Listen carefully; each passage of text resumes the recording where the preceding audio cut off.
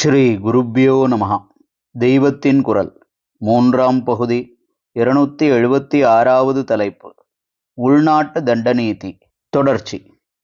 Persuasion சாத்விகமாக திருத்துவது என்றெல்லாம் இக்காலத்தில் பேசினாலும் யுத்தம் வந்தால் அல்லது பொருளாதாரத்திலோ பொலிட்டிக்கலாகவோ நெருக்கடி வந்தால் அப்போது எமர்ஜென்சி என்று பிரகடனம் செய்கிறபோது முதல் காரியமாக தண்டனை விதிப்பதைத்தானே கடுமையாக்குகிறார்கள். ஆக எடுத்துச் சொல்லி திருத்துவதை விட தண்டிப்பதுதான் தேசத்தில் ஒழுக்கமும் கட்டுப்பாடும் ஏற்பட உதவும் என்று ஒப்புக்கொண்டதாகத்தானே ஆகிறது. அநேக உயர்ந்த நோக்கங்களுக்காகவே தர்ம அர்த்த சாஸ்திரக்காரர்கள் தண்டனையை கடுமையாக வைத்திருந்தார்கள். ஒன்று, குற்றம் என்பது ஒருவனால் இன்னொருவனுக்கு அல்லது சமூகத்துக்கே ஏதோ ஒரு விதத்தில் ஏற்படும் கஷ்டந்தானே.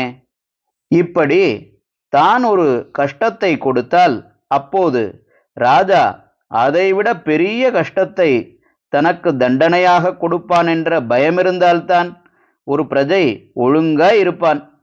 10 ரூபாய் திருடுவதால் ஒருத்தனுக்கு தான் கொடுத்த கஷ்டத்துக்கு பதிலாக 4 மாசம் ஜெயிலில் கஷ்டப்படணும் என்றால்தான் திருடமாட்டான்.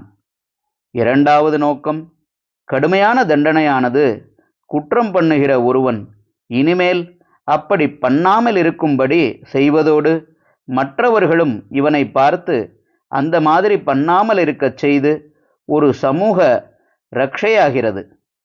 மூன்றாவது நோக்கம் ஆத்ம சம்பந்தமானது.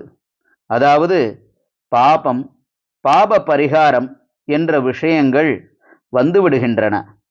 குற்றம் பண்ணுவது பாபம்.